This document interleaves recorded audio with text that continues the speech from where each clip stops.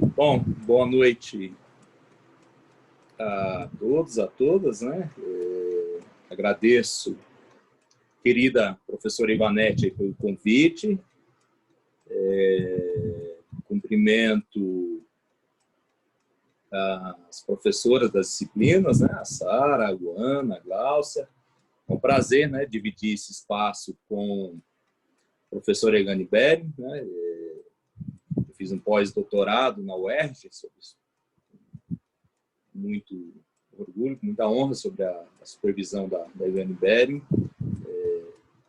Eu compartilho com a Ivanete, com a Elane, com a Sara, né? Não somente a vida acadêmica, né? Mas o companheirismo da vida, da militância, das lutas, né? Que lutamos, e agradeço muito sempre por esse diálogo permanente, né?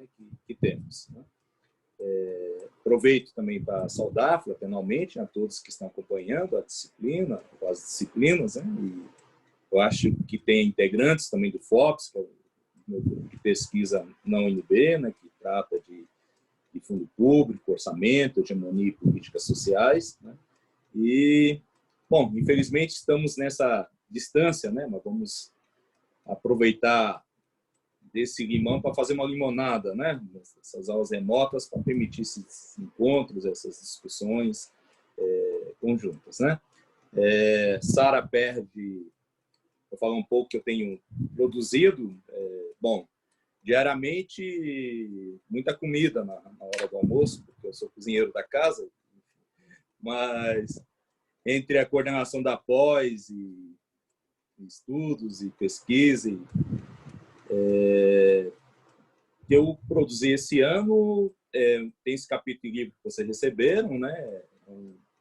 É um capítulo, um diálogo com o pessoal mais vinculado à social-democracia, né? Tá um seiva aí do grupo da Fundação Perseu Abramo.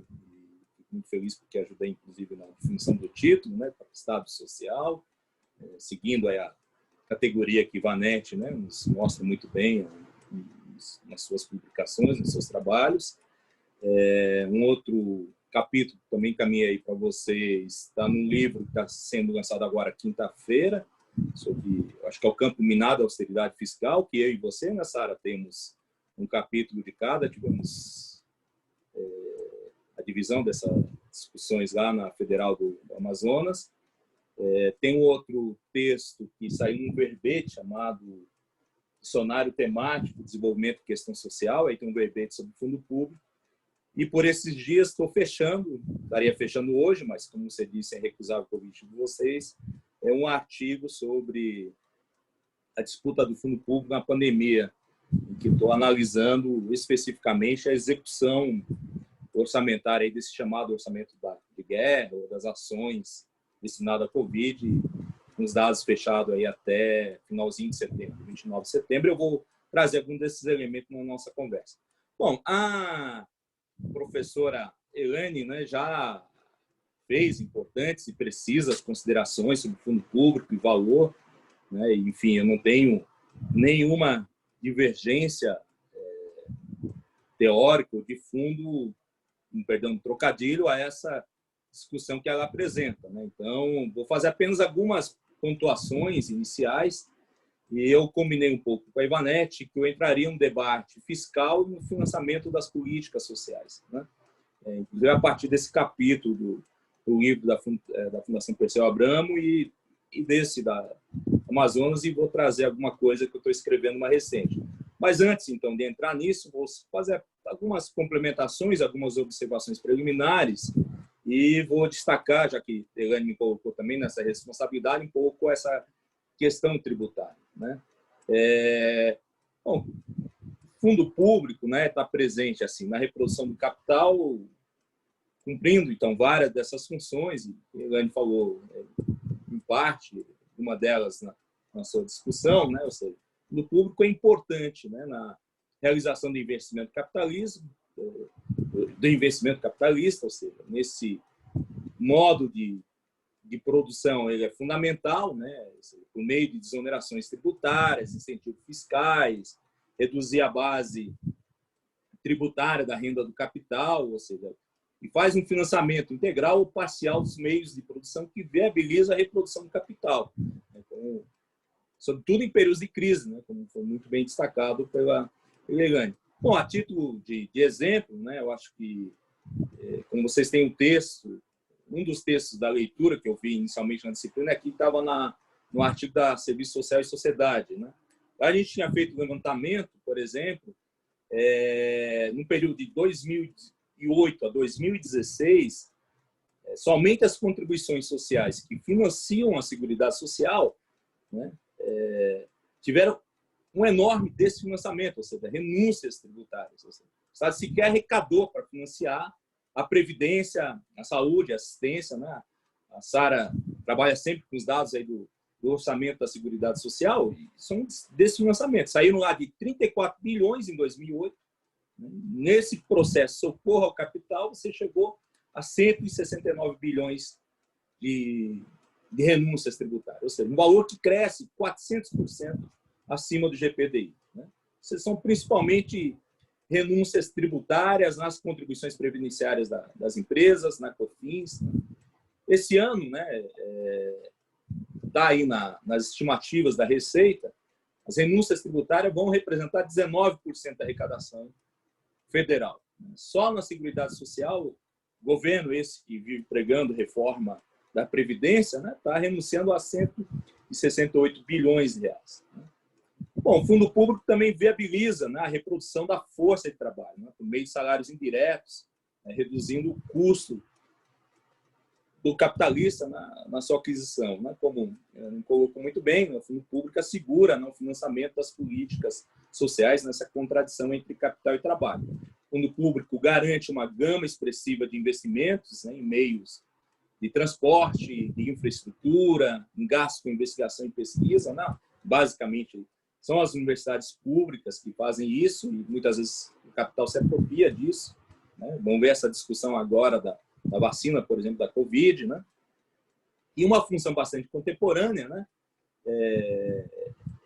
Sobretudo no capitalismo financiarizado, é o Fundo Público que é responsável, né, por essa transferência de recursos, né, sob a forma de juros e amortização da dívida pública para o capital financeiro, né, ou seja, para o capital portador de juro, fictício, ou seja, que garante aí a renda dos rentistas, né, vamos dizer assim.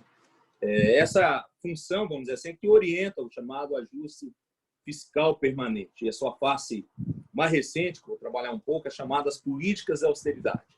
Né? Bom, a título também de exemplo, até 29 de setembro, está nesse artigo que eu vou publicar agora, já foram pagos, né, 578 bilhões, excetuando a rolagem da dívida, né, para na forma de juros e amortização da dívida. Né? Você já tem 300 bilhões de reais pagos, ou seja, você está aí desde 2015 sem fazer superávit primário, né? Isso não significa a não existência de pagamento de juros e amortização da dívida. A emenda constitucional 95 né, possibilita isso. Né? Esse valor, só para a gente ter uma ideia, né, ele é 40% superior ao montante do orçamento pago nas ações destinadas ao combate da Covid. Né? Isso que o governo chama de orçamento de guerra. Né? Ou seja, está claramente aí quais são as preferências, né, do orçamento público nesses tempos. Estamos falando de um valor de 165 bilhões a mais. Né? E está aí nessa lema de discussão, né, do programa de auxílio emergencial. Né? Ou seja, esse mesmo governo, né, que propôs um auxílio emergencial insignificante de R$200, que com muita luta foi alterado no Congresso para 200, né? Encontrou inúmeras dificuldades, né? De forma perversa, né? Para não pagar benefício aos milhões de necessitados no país. Né? Bom, somente os beneficiários do Bolsa Família levaram 15 dias, né? Já tinha um cadastro, estava lá no CAD único. Né? E ainda hoje tem milhares que não conseguem exercer esses direitos. Né? Mas esse governo foi rápido, né? Ou seja, em 24 de março ele anunciou medidas, né, no campo, nessa totalidade aí do debate de fundo público, né, que não são medidas do orçamento público, mas são medidas de política monetária que liberaram, né, 1 trilhão e 200 bilhões de reais para o sistema financeiro. Né? Esse recurso, obviamente, não chegou ao chamado setor produtivo, nem muito menos as pessoas físicas. Né? Os bancos conseguiram lucrar, no meio à pandemia, no primeiro trimestre, os 5 maiores, 16,8 bilhões de reais. Né? Então, essa é uma primeira nota, vamos dizer assim, complementar nesse debate. Bom, a segunda, né, obviamente, debater um pouco essa questão do financiamento tributário.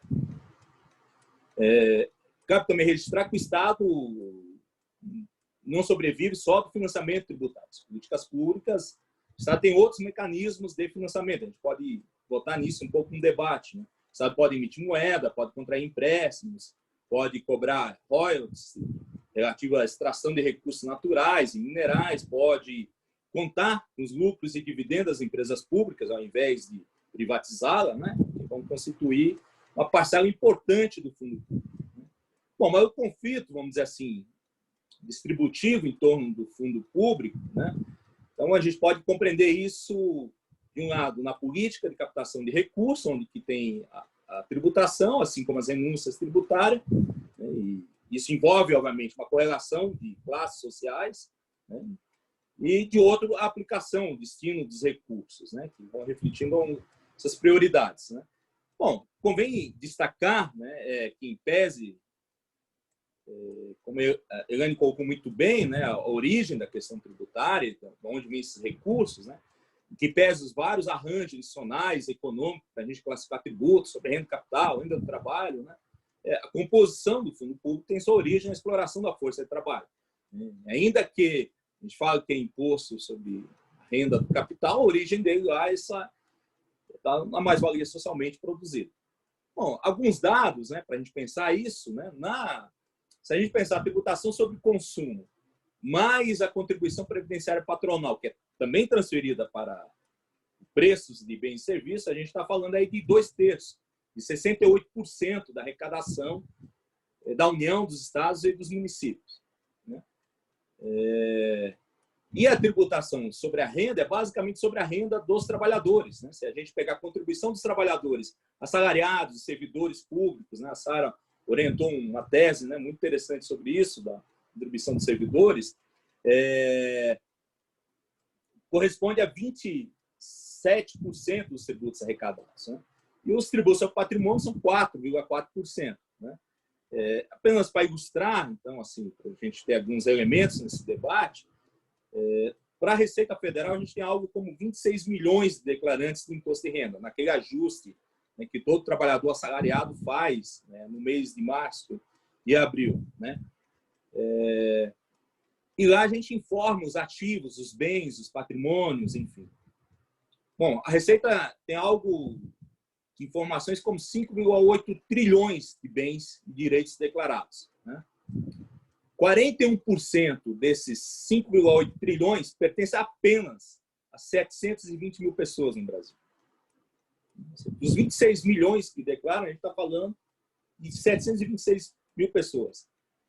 Ou seja, esses dados revelam, né, uma brutal concentração de riqueza que não foi enfrentada nos últimos anos. Né? Esses dados refletem, inclusive, os 13 anos da gestão do Partido dos Trabalhadores. Né? Ou seja, esse patrimônio acumulado por essas 700 mil pessoas equivale a 45% do PIB do Brasil, né? Em dados de 2017. Né? Bom, como não há isonomia, né, na tributação sobre a renda, por exemplo, né, lucros e dividendos recebidos pelos donos do capital ou remetido para o exterior não são tributados, o imposto sobre grandes fortunas não foi regulamentado, né? Aqui estão lá no topo da pirâmide, você tem aí, por exemplo, desse grupo de 700 mil, você ainda tem 0,01%, que são 71 mil declarantes do fisco, que estão, que a gente chama os hiperricos, né? Eles ganham 160 salários mínimos por mês, né? Ou seja, mais de 100 mil reais por mês. Né?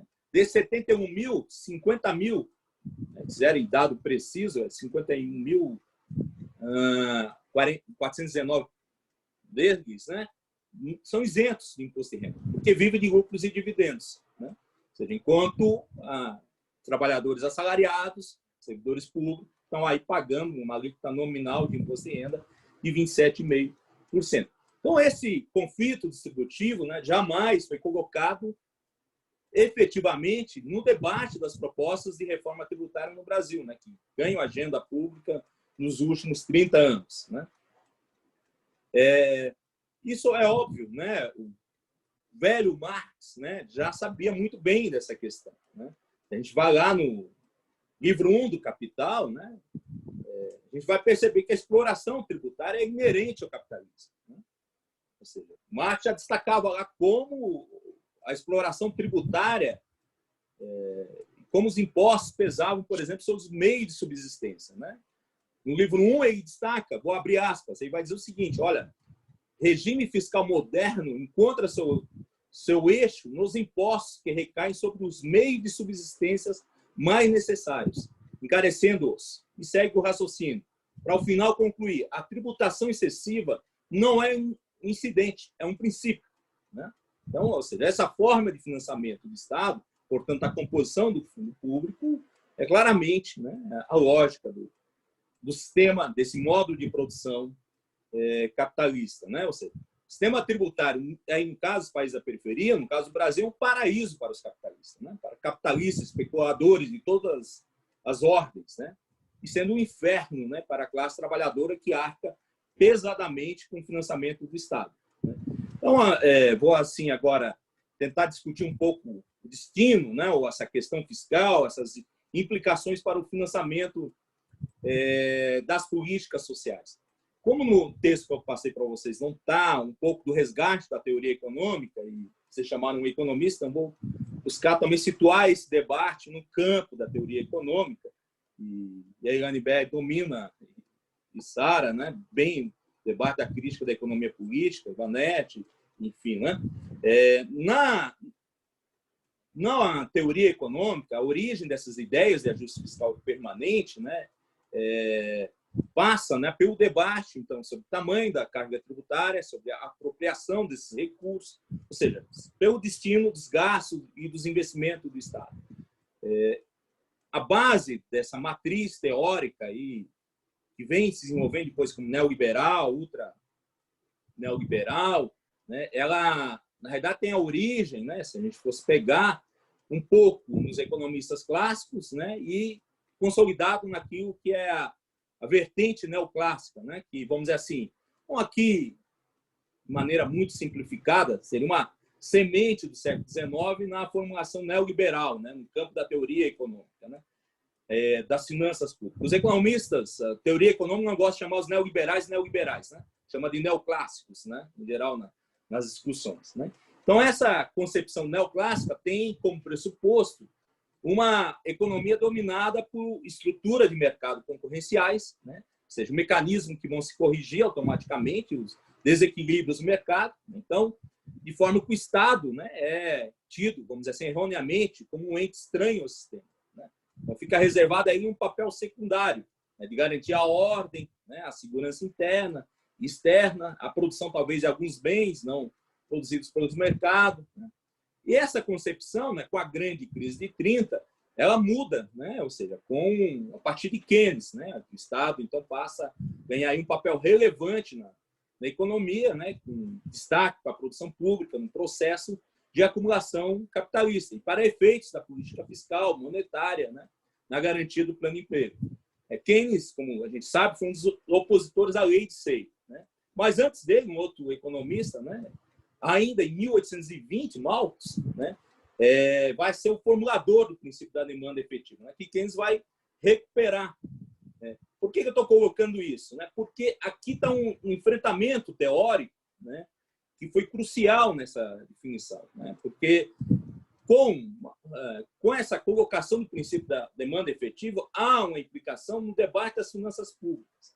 Né? Porque vai enfrentar o mito do caráter, vamos dizer assim, pernicioso da intervenção do Estado, né, dito por Smith, né, ou do caráter improdutivo dos gastos e ameaça do processo de acumulação no meio do dispêndio público, que era a ideia esboçada pelo Say, ou a tributação, né, como obstáculo às atividades produtivas, como acreditava David Ricardo. Né? Então, por essa concepção, o sistema tributário ele não pode, ele deve obedecer basicamente a dois princípios. Vejam, da neutralidade e a equidade. Agora, cuidado com essa ideia de equidade para os neoclássicos e a relação com a tributação.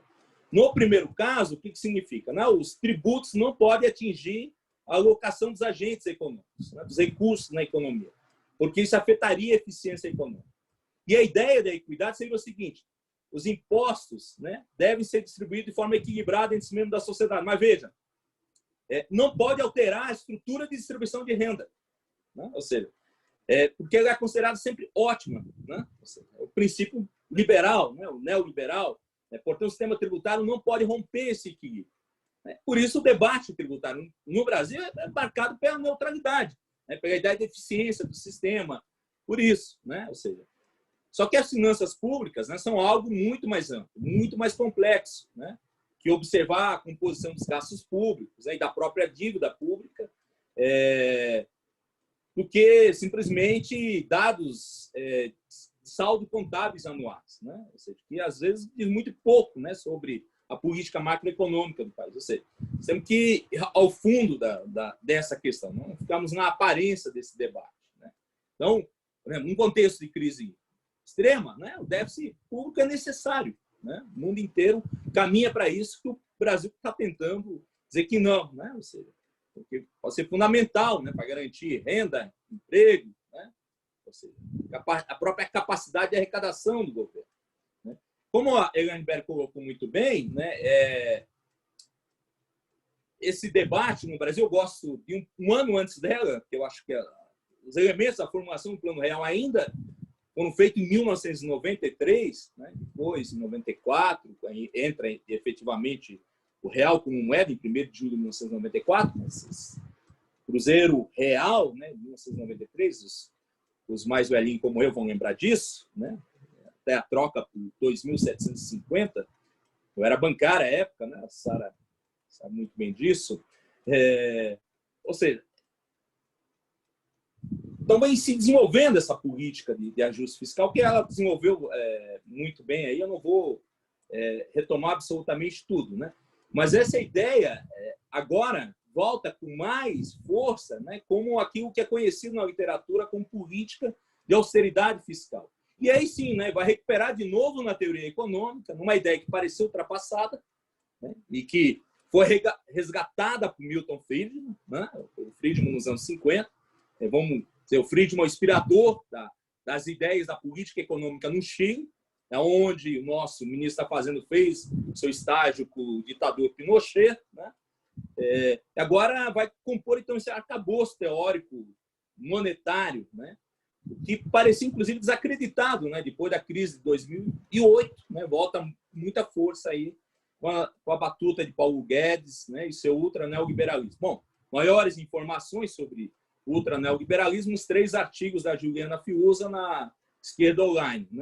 Então, o que ocorre, há um forte conflito distributivo, uns 30 anos que se passam da pós-Constituição, de maneira a enfrentar esse arranjo institucional do financiamento dos direitos sociais que foram lá garantidos via recursos orçamentários vinculados e a garantia dos gastos públicos obrigatórios.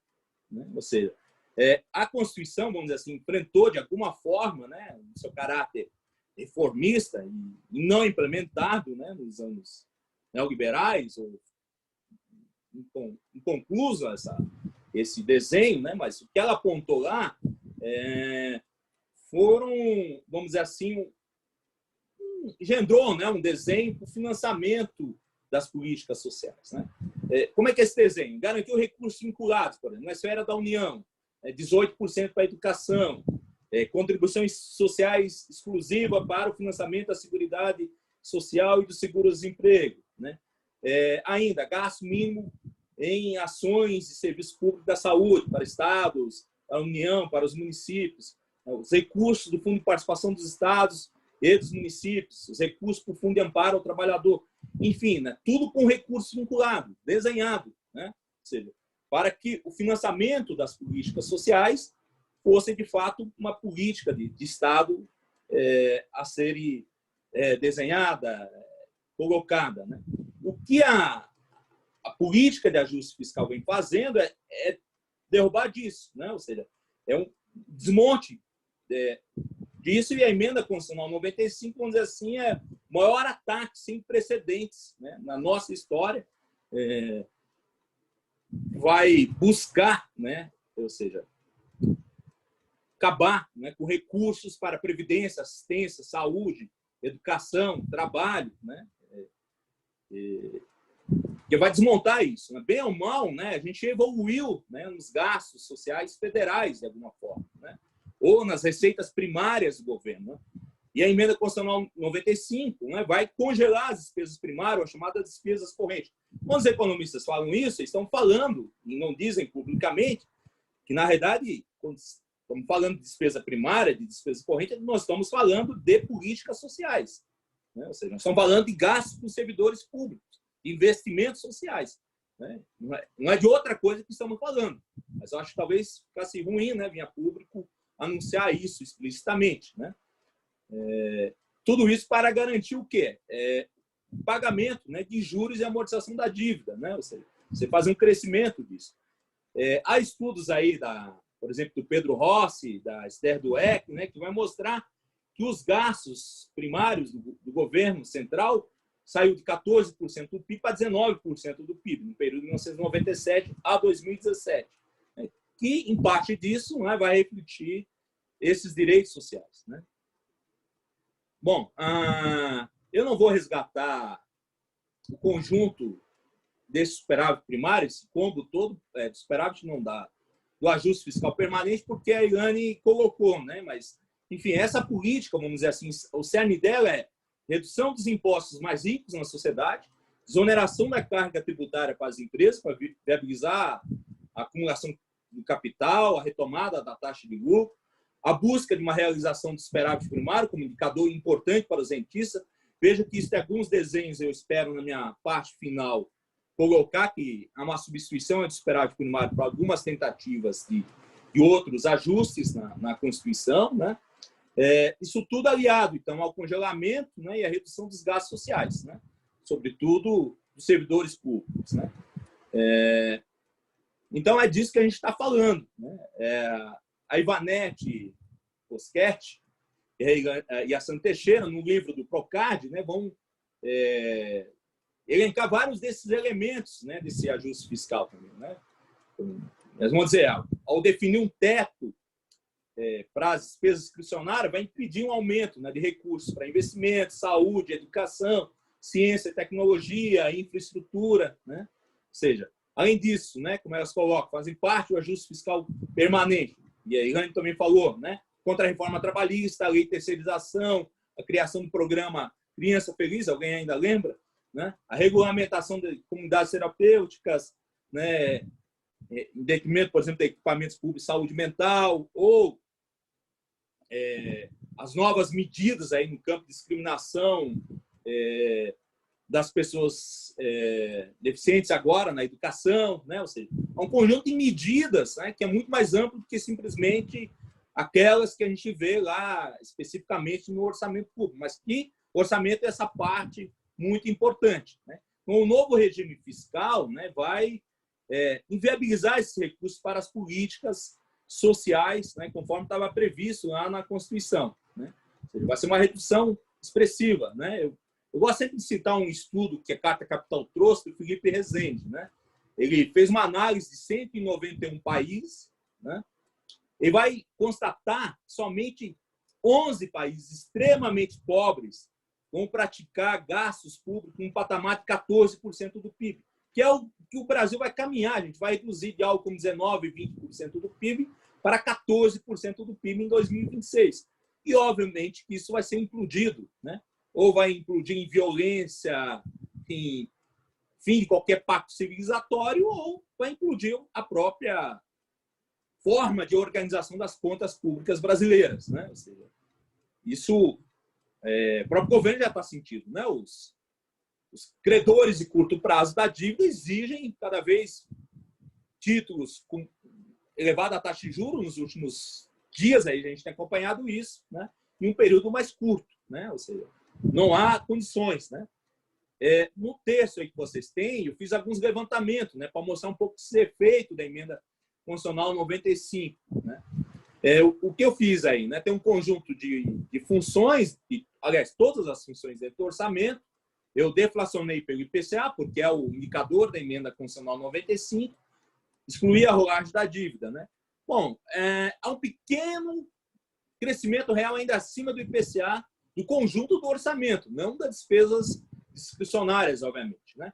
Ela sai de ou seja, o orçamento fiscal e da Seguridade Social pago sai de 2,2 trilhões para 2,3 trilhões. Né?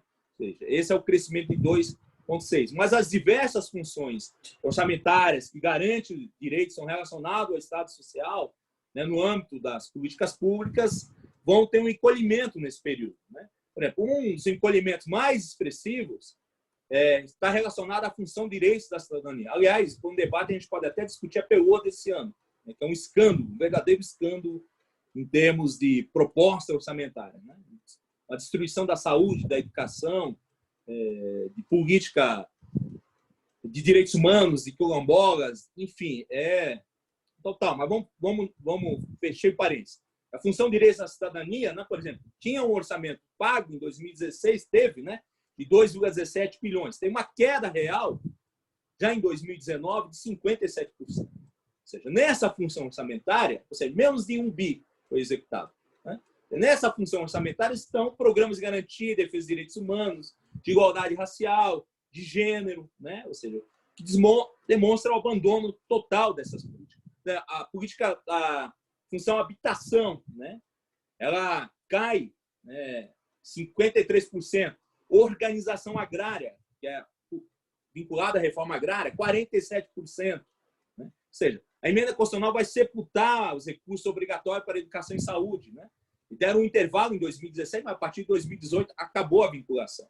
E recém a gente tinha regulamentado os recursos para a saúde. Né? Ou seja, então, o orçamento federal da educação, pela primeira vez, ficou abaixo de 100 bilhões de reais, em 2019. Né? Ou seja, você tem uma perda real de 12,57%. Ele saiu de 112 em 2016 para 98 bilhões no ano passado. Consequência direta dos cortes nas universidades públicas, né? E represamento dos concursos públicos na nossa carreira. Né? A função do trabalho teve também um encolhimento de 8%. Veja que contradição. Né? Há um crescimento exponencial do desemprego, que aumentou ainda mais agora na pandemia. Né? Você tinha fechado o ano passado com 12,2 milhões de pessoas e a função do trabalho que paga o seguro-desemprego encolhe 8,85%. Os gastos de saúde estão praticamente congelados. Fecharam em 2019 119 bilhões, eram 118,63 em 2016. Né? Ou seja, enfim, né? Por outro lado, né, os gastos com a defesa nacional saltam de 67 bi para 78 bi.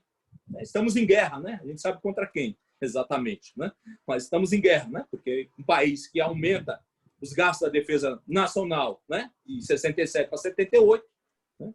Vilásio, 32 minutos. 32 minutos. Vou para os meus 8 minutos finais. Vai dar certinho. Então, enfim, né? A todo esse desmonte, então, do financiamento das políticas sociais, que se soma com a DRU, que se soma com as renúncias tributárias. Né? E vou dar uns dados, então, para fechar, do chamado, desse artigo que eu estou trabalhando, chamado orçamento destinado às ações de combate à pandemia, aqueles que estão especificamente nesse contexto da pandemia, que foram separados dentro do orçamento público. Né? Tem 601 bilhões de reais previstos, né? Tinha até 29 de setembro. Se executou 412 bilhões. Né? Agora, tem algumas coisas muito interessantes, né, de não execução. Por exemplo, tem uma medida que autorizou 320 milhões, por exemplo, para contratar servidores públicos. Na verdade, era para contratar 5 mil trabalhadores temporários para a saúde. O governo gastou 10 milhões e 320 previsto. Né? Ou seja, praticamente nada. Ou mesmo do próprio Bolsa Família no início. Você tinha autorização de 3 bilhões de reais para ampliar o Bolsa Família o governo gastou 369 milhões. Inclusive, essa medida provisória ela expirou em 22 de julho. Né? As ações do Ministério da Saúde, né, passaram 4 meses sem um ministro interino, né? Tem uma execução pífia. Né? Você tinha 47 bilhões autorizados, né? 25% sequer foram executados. Né? Enfim, né, tem vários exemplos que eu poderia dar sobre isso. O próprio auxílio emergencial, a execução ainda está abaixo, né, daquilo que está autorizado. Bom, para fechar, então, assim, os dados, lá naquele comparativo que eu faço, 2016 a 2019, mostram bem o sucesso da emenda constitucional 95. Né? Se o orçamento fiscal e da Seguridade Social, no seu conjunto, teve um crescimento de 2,6%, aquelas funções tiveram redução, os gastos com juros e encargos da dívida pública cresceram 8,5 vezes mais nesse período. Né?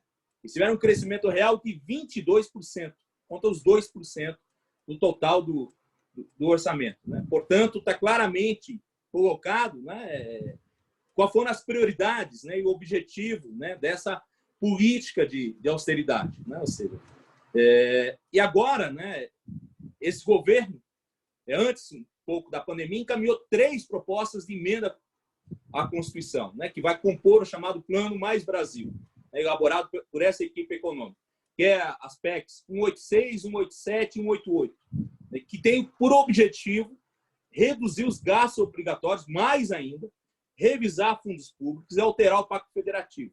Inclusive, esse novo auxílio, né, o Bolsa Bolsonaro, né, vai estar dentro de uma dessas PECs, conforme o governo anunciou. Né? A oposição muito bem batizou de AI-5 econômico. Né? O que essas PECs vão operacionalizar, né, que devem ser retomadas, já estão sendo retomadas as discussões. Uma delas, né, que é essa do Pacto Federativo, vai extinguir 248 fundos, chamados fundos públicos, fundos de natureza contábil, como eu e Sandra chamamos lá em um artigo que publicamos na Revista de Políticas Públicas. Né? Ou seja, você vai permitir a desvinculação imediata de 219 bilhões de reais para alocação e pagamento de juros e amortização da dívida pública. Uma outra, né, eu chamo muita atenção disso, vai alterar o artigo 6º da Constituição. A gente conhece muito bem, o artigo 6º é o artigo dos direitos sociais. Né? Ou seja, o que ele vai colocar lá? Um parágrafo único, dizendo o seguinte: será observado na promoção dos direitos sociais o direito ao equilíbrio fiscal intergeracional. Isso significa o fim de qualquer possibilidade de garantia dos direitos sociais até uma nova alteração constitucional, se essa alteração for de fato realizada. Portanto, acabou o meu tempo, né? Há um acirramento, né, dessa disputa no fundo público brasileiro e que tem sido desfavorável aos trabalhadores. Né? A emenda constitucional 95 vem ocasionando um efeito devastador nos gastos sociais brasileiros. Né? E vai implodir, né, esse desenho, esse pacto civilizatório mínimo, né, no tocante à montagem, né, do Estado Social brasileiro. Né? E, além disso, né, essas novas medidas no campo do AI-5 econômico vai agravar ainda mais essa situação. Né? Então, em que pese, né, vejam, essa política fiscal, esse desenho todo montado, no fundo é um fracasso. Né? A dívida pública brasileira vai chegar agora a 100% do PIB. Eu lembro que a dívida líquida, quando a Dilma caiu, era 38% do PIB. Já no governo Temer subiu para 57%. E o déficit nominal, esse ano, deve chegar a mais de 10% do PIB. Né? Ou seja, o governo ainda vai pôr mais, vamos dizer assim, benefícios, ajustes, né, em cima da classe trabalhadora para atender os rentistas, né, o capital portador de juros, o capital fictício, né, ou os verdadeiros parasitas do fundo público. Né? Eu fico aí para o debate e posso complementar algumas dessas discussões. Obrigado aí pela paciência. Eu acho que eu não cheguei a extrapolar o tempo.